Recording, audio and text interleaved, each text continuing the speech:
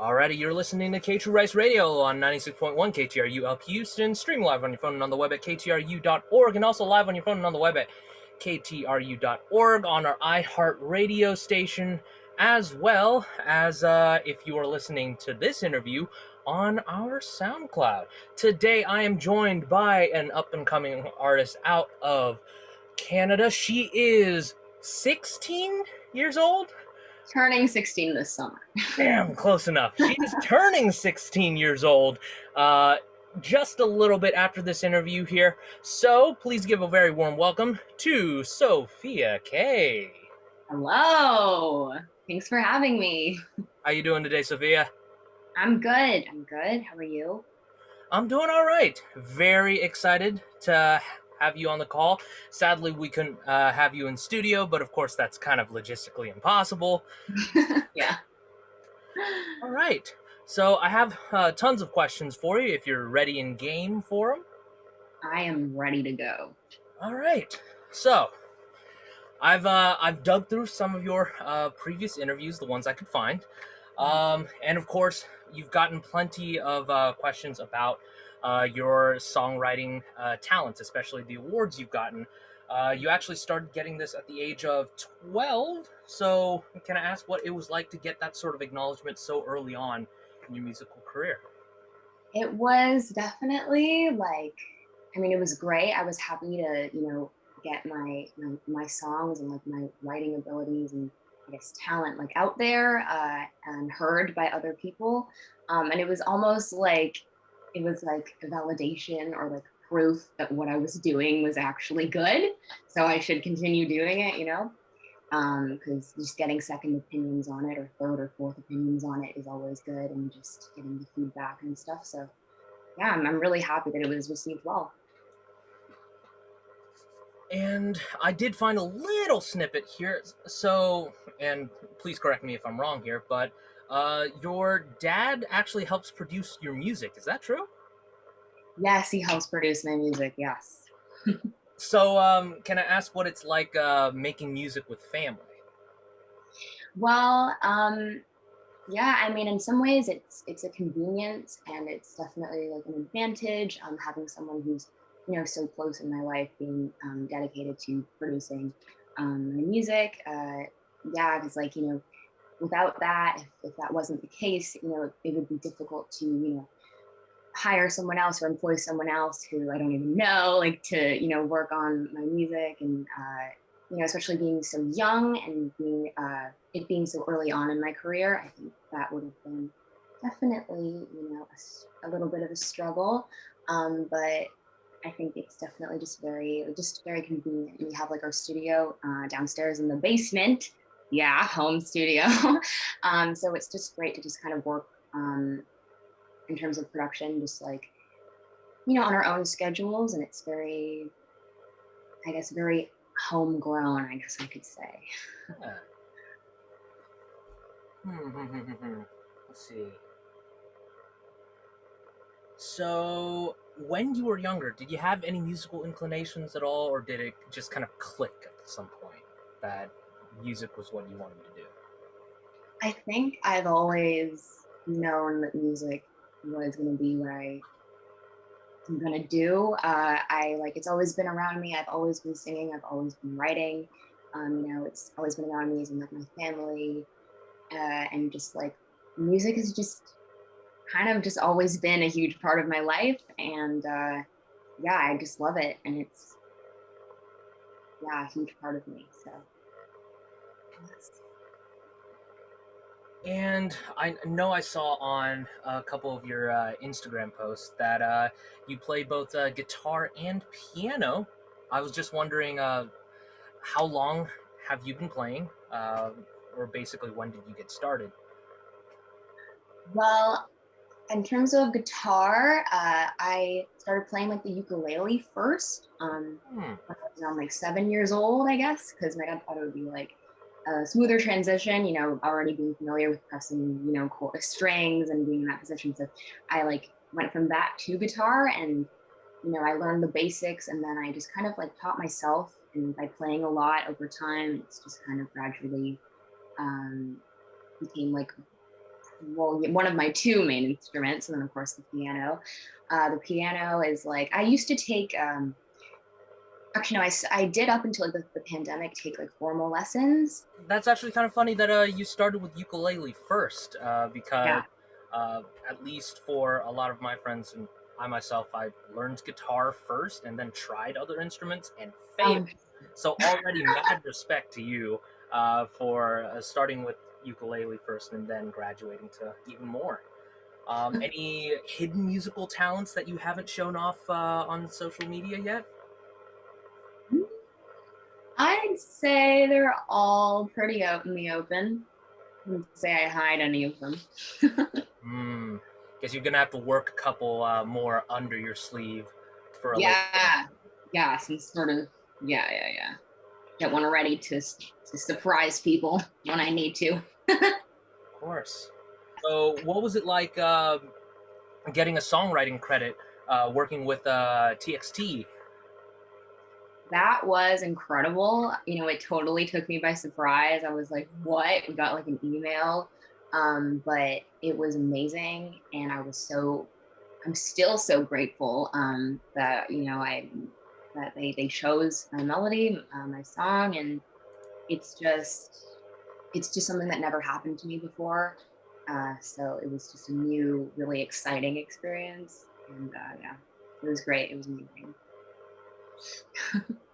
I couldn't quite tell like what part of the song was specifically you, but overall, I could kind of see the little touches of how similar that song you worked on was similar to the songs that you've put out. Because like, it's very lots of sort of musical lyricism in terms of the sort of brightness of the sound, if you will. So That brightness, dreaminess. that's exactly what I was hoping to see, and I'm glad that you were able to put your touches on that song. Which artists are your biggest musical influences, and what exactly do you like about them? I know we had you make a Spotify playlist of just some of the tracks, and I noticed some influences that are very obvious because you've covered some of their songs on your social media, like Harry Styles and Taylor Swift.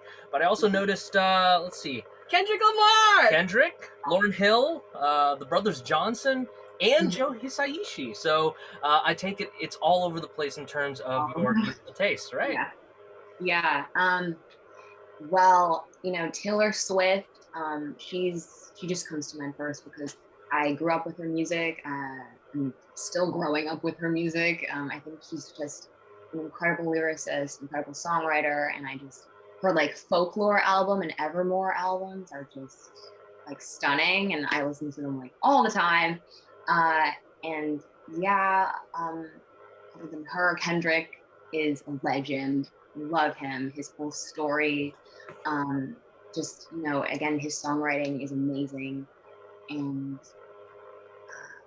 that the Beatles. That's a artist that I didn't have on that playlist, but they were actually the first artist I ever was introduced to. Um, I like was listening to like their songs when I was really young.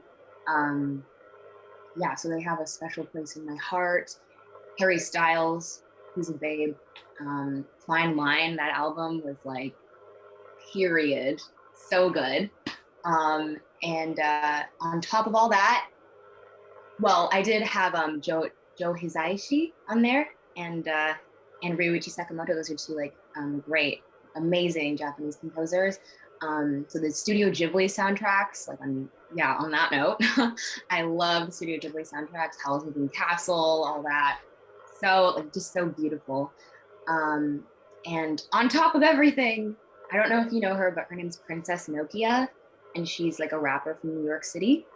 She's super cool, and her story is just her like whole like journey to get where she is amazing, and her songwriting as well is really inspiring. And yeah, so Honestly, I love the range that you had for the playlist. So um, this is definitely something that I will be listening to again and again from time to time, if you don't mind me.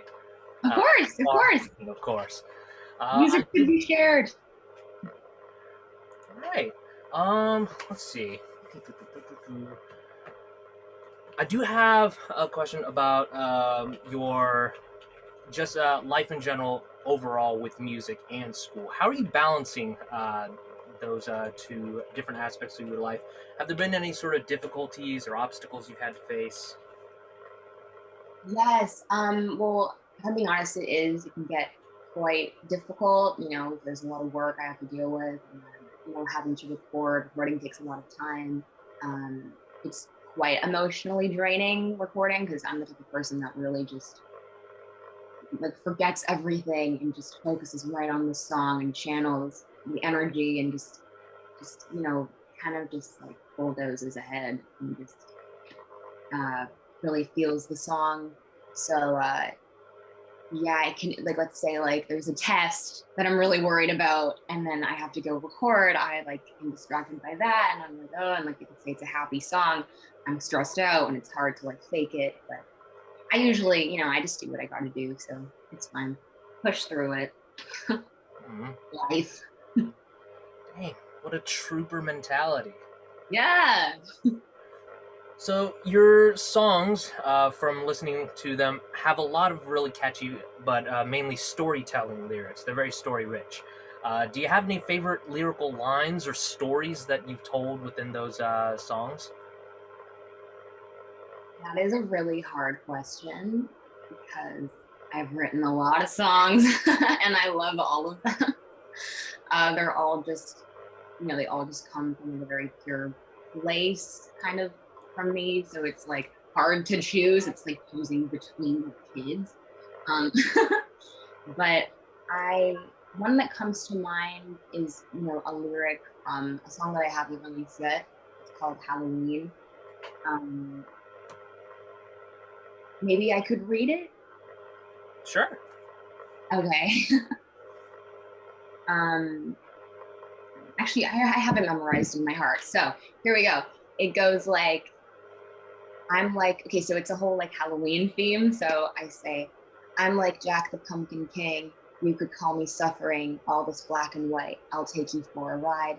All these scars upon my hands. I think purity is bland. Don't you tell me, man, that you could understand. Did you think you could trick or treat me? All this candy, I got cavities. Did you think you could trick or treat me? Yeah, kind of situation. So yeah, I like that concept and kind of dark. But I have like a lot of songs and a lot of stories.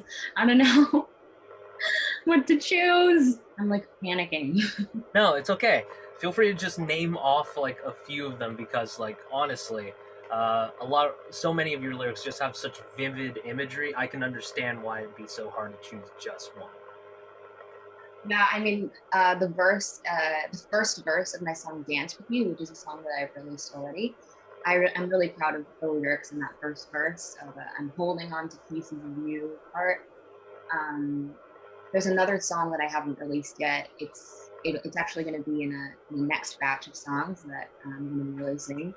Yeah, stay tuned. But it's called "Reinvent the Dead," and it's kind of just trying to view death in a more positive light, I guess, and making it a joyful experience and something to celebrate rather than something to dread. Yeah. So I'm proud of that one. And yeah, we'd be here all day. So Can I follow up just a little bit here on that ETA on that batch of songs that's coming out next year? oh, want me to like talk about it? I mean, if you would like to reveal anything that you're releasing, as well as maybe Yeah, no, when we can expect it. well, there's a song called Maxime that I wrote when I was like 13 on like the guitar. Uh, that one's going to be coming out next.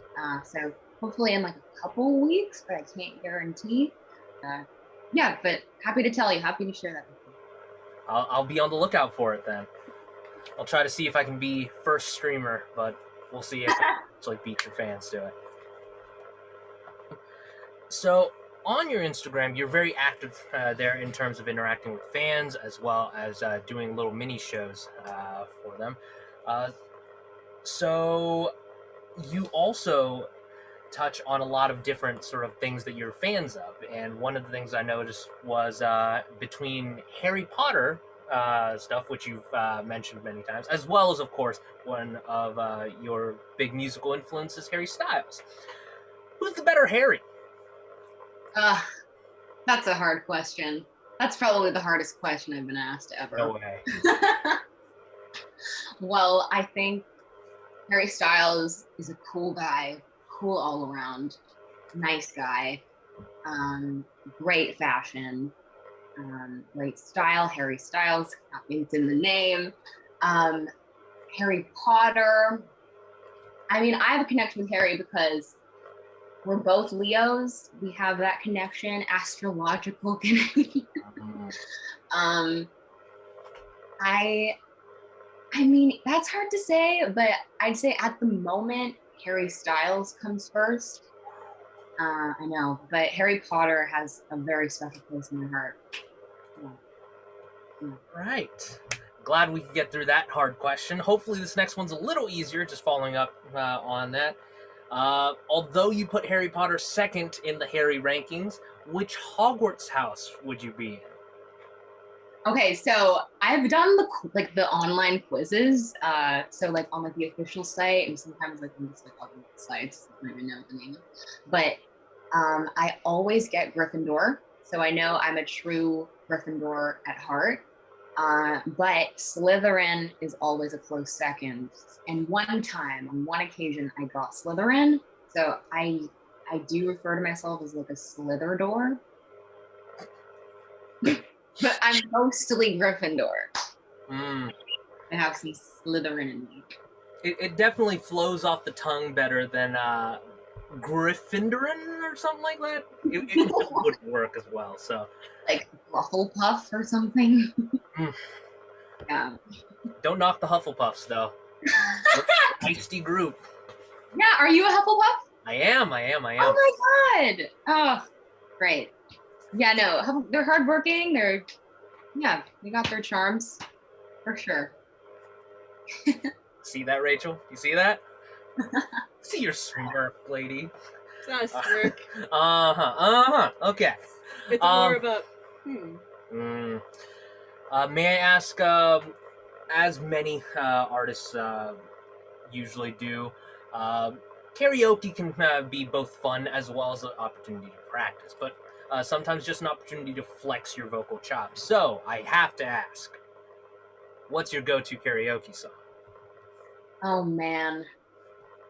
Like I can't choose. I mean, like any Taylor Swift song, I would just like totally bop to. Um, I don't know if you know the artist SZA, Yeah. but she has an album called Control, and I like sing through the entire album whenever like I'm warming up. I totally like bust down to that. Any like 80s throwbacks, I don't know, like Love My Way, but it's psychedelic furs is like a bop.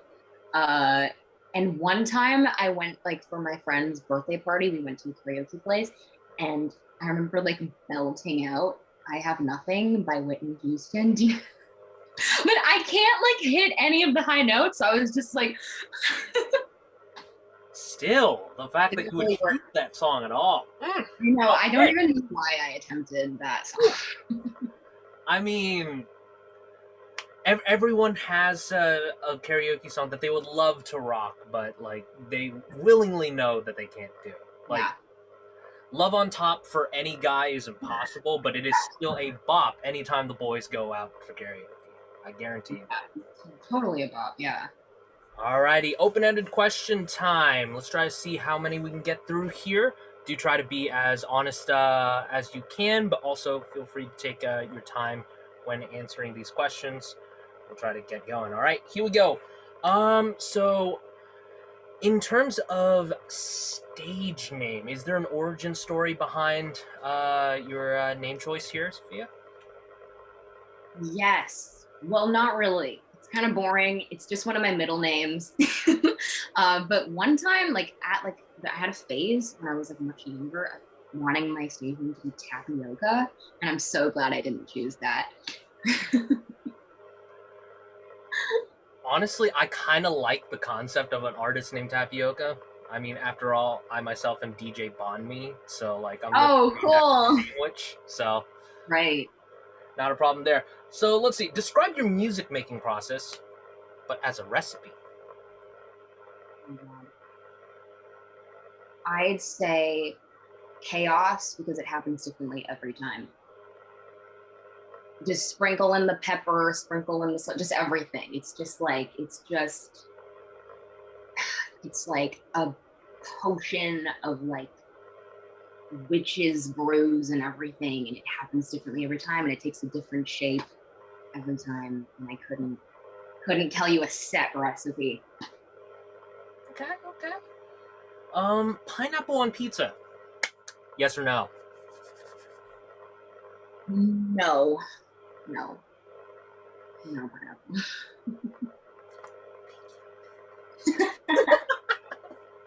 um, let's see. What character would you play in a movie? In a movie, Mm-hmm. I'd say the cool side character that everyone likes. Oh.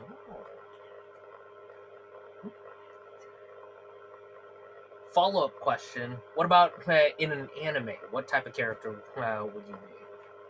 Oh my god, the same thing. If your personality was a genre of music, what would it be? It would be like, oh my god, my personality is music. I don't know. I'd either say it's like a mix of like soul kind of music, but also like Brit pop or punk, but like pop as well. Everything. Okay, okay. To any first-time listeners, what song would you recommend for them to listen to in your discography? Honestly, like if all of my songs were out, I would name something different. But in terms of just the songs that I've released so far, I'd say like Dance with You. Yeah. Okay. What's your go-to cafe drink? What's your order? Ooh, chai latte. Chai latte. Any additions in there? Just curious here. I mean, in the summer, I like it iced. I mean, who doesn't? Let's see. Ooh, coffee or boba? Coffee or what? Sorry. Coffee or boba? What is boba? Boba, bubble tea. My bad. Oh, bubble tea, bubble tea, bubble tea, bubble tea, bubble tea. Come on. Mm. All right, all right. And may I ask what's your go-to order for that? Well, I go to cocoa tea. Is that like a franchise in the States? I think so. I think I've seen it here in the States. Maybe. Yeah. So I go there, and I've been really loving their brown sugar milk tea. Really good, really decadent, but super good. And they also have this matcha macchiato that I get. It's like the matcha and it's creamy, and you get like this like salty kind of like foam on top. It's really good. Yeah. Sounds tasty. All right. A very important question that even the Vatican has weighed in on. Which way do you put your toilet paper roll? Over or under? I've never thought about that before. I think probably, I think it alternates. I think it changes. I think it's like sometimes it's under, sometimes, I feel like it's more under because who does it over? Yeah, I'd say under. I don't know. Favorite dinosaur? Favorite dinosaur, T-Rex. Mm. Would that have anything to do with the variety of movies and TV shows that the T-Rex has appeared in, or just? Nah, I just think they're sick. Spoken like a true kid at heart. I like it. All right. Let's see. If you have the option to live a day as a bug, would you? Why or why not? I would not, because I would, in fear of just getting stepped on or dying while I'm a bug. Yeah. Let's see. And let's see. This is a KTRU tradition at this point for almost any interview. If you were a muffin, what type of muffin would you be? Blueberry oatmeal comes to mind. I think that'd be blueberry oatmeal. All right. Okay. I love the oatmeal bit. Why exactly blueberry oatmeal instead of normal blueberry? Because I think I have a fond memory of enjoying a blueberry oatmeal muffin at some time in the past. All right. Let's see. I think that's all of the questions we had for you. If you would like, feel free to drop your socials, plug yourself however you'd like. Oh, sure. Well, you can follow me on my YouTube channel is Sofia Kay, just Sofia Kay, my name. Same thing on Spotify and all like streaming services. And my Instagram is Sophia with 2 A's and then K. Yeah. All right. You heard the girl. Thank you so very much for interviewing with us. Thank you so much for having me.